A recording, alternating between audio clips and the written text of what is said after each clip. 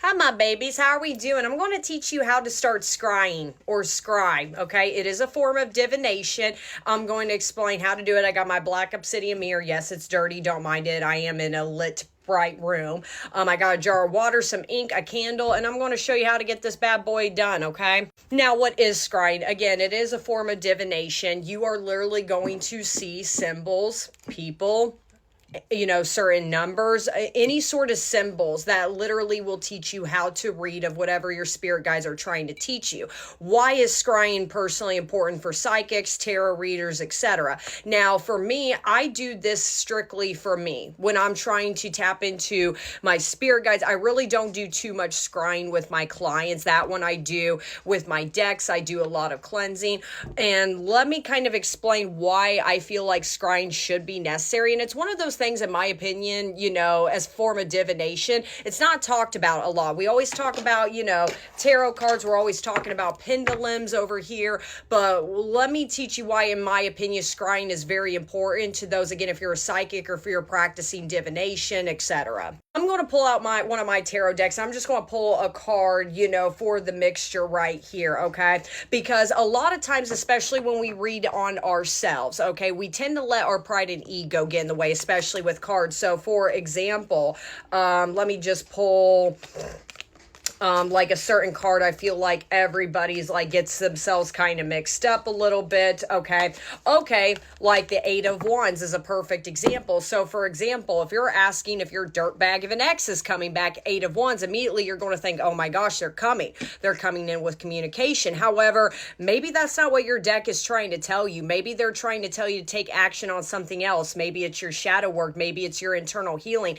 Sometimes when you read on yourself, it doesn't always apply on external factors. Now, in my opinion, with scrying, you can't manipulate the energy. These tools right here are going to give you clear and precise images, messages that you need to hear, not what you want to hear. You can manipulate a deck to tell you what you want to hear. And I could talk about it maybe in a different video, but I always try to tell my clients, my personal clients, if you are a reader of some form, back it up with an oracle deck so the energy is aligned. That way you're not doing the, do they love me? Well, I think they do. No, you cannot manipulate your way out of scrying. Now, I will say, future reference, moving forward, scrying could be a very frustrating technique to get down on the first try. So practice makes perfect. Okay. But I really, really, really, really, really recommend scrying as a form of divination. It's my personal form of divination. Again, when I mainly do, readings on myself, and mainly when I do readings on myself, it mainly consists of my shadow work. Side note, if any of you guys, this doesn't have to apply to you, if you work with Mother Lilith, black obsidian mirror scrying, perfect for this right here is how her and I communicate the most, other than dream work. This is my form of meditation with her. So if you guys want to try, if you guys work with Mother Lilith, you want to try something as far as communicating with her, that is a perfect, and I could do that in a whole separate video too, if you would like. But now let me teach you how to scry, and there's a few different ways I personally know how to do it. So let's get started. Number one, this is probably the easiest. This is an incense, okay?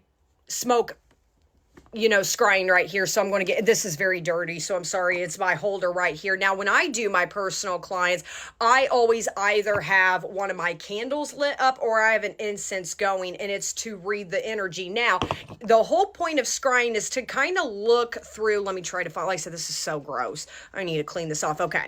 When it burns, let me try to actually get this lit. 1 second. All right, I got this going. I always tell people, especially if you're listening to a reading on this app, and if they do a 24-hour message, this is coming. My biggest thing for anybody, seriously, light an incense. While the reader's talking, this is an example. If the smoke is blowing towards you, it means you're on point. If it's going away from you, different story. But same thing with my clients. That's how I know personally I'm on the right track, is I listen to the smoke. And again, do some research on what a smoke should look like. If it's like doing this, like a perfect tower, perfect. The energy's looking good, etc. If it's blowing towards me, I'm on the right track. If it's going chaotically around me, no, that is a simple form of scrying. See, it's going towards me, I'm on the right track. But also, the whole point of scrying is it really does teach you to meditate. It really does teach you to focus. Unfortunately, me personally, I'm not one of those people that can hum my way through. You could see some images. Like for now, let me try. Give me a second. Like right now, oh my gosh, I just saw 3-3, like 2-3, something about 3 for me is specific. But I always tell everybody, again, intentions kind of a lot here. Speak your intentions to the incense before you lit it. What questions are you wanting? What are some answers you're wanting right now? Always speak your intentions. But smoke is focus through. You got to, like I'm not doing it right now, obviously. Like I quickly saw 3s. Look for certain signs, symbols, images that they are trying to tell you. Let me do another form of workings. This is another fun one. This is water scrying right here. Now, I'm in a bright room. Your best bet is to do it when we get into black obsidian and also the water. Do it more of in a dark room. You're going to want a candle set up right here. I'm just going to use this as a candle. God notification sign. Okay, right here. You're going to want to put it, and this is not the greatest jar in the world, but you're going to want to put it back right here so you can see the candle through. Okay, now again, I got a water. Moon water works better. Speak your intentions. What is my dirtbag of an ex up to? Are they coming back? What should I do for my career? Please give me whatever you got to do. Speak into the jar, okay? Light the candle and put it back here. And now what you want to do is, again, you're going to be taught to focus. Like, so I need here. Let me do this more higher up. Sorry. Okay, you're going to want the goal here, the key here is to look through the jar. So now you can find this on Amazon. This is just ink. I want to get a droplet, okay? And then what you're going to do is I only do a couple drops. Okay, and when it goes down, that's when you're going to kneel down. I don't know if you can see. Okay, that's when you're going to start looking. So immediately I see a tree.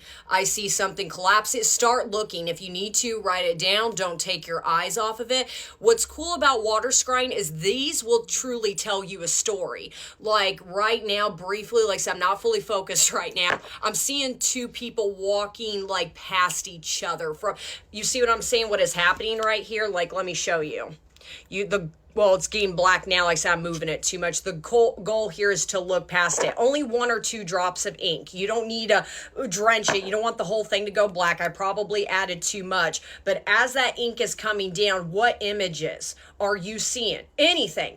What scrying really teaches you is to keep an open mind. Again, when you do tarot on yourself, especially when you're a beginner, you're kind of biased with it. You only want the answers you want to hear, not exactly what you need here. Scrying, again, you can't do that.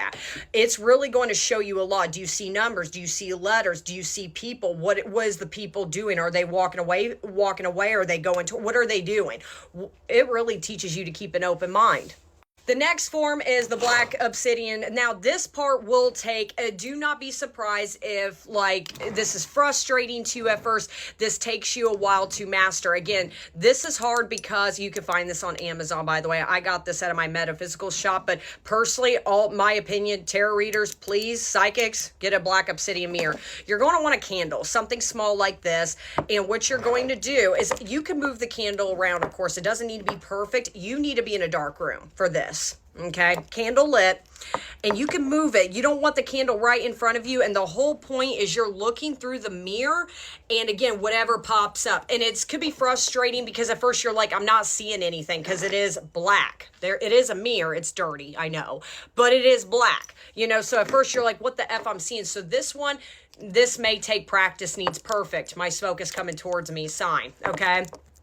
So when you move around the candle, that's when you're going to start to focus. Like right now, I'm kind of looking through the mirror and like I said, what images are popping up? A lot of times with for me personally, when I look at these, I kind of see animals for some reason. And again, what scrying really does push you to is research. Why are you seeing those symbols? Why are you seeing certain numbers? Why are you seeing certain people? What are these people? They're really pushing you to really tap into the spiritual realm. Now, I'm not going to lie, black obsidian mirrors, they can be a little bit scary. If you, it might always keep this cleansed, smoke cleansed, like an incense right here. beebity bobbity boo. This will do it just, justice just as much, okay? Make sure it's always cleansed, and make sure your intentions are clear on whatever it is you want to ask. That's all this is applying about. I know it's a lot. I hope this helped, but you babies have fun scrying. And like I said, personally, I think it's fun, and I think it's really going to benefit you in the long haul.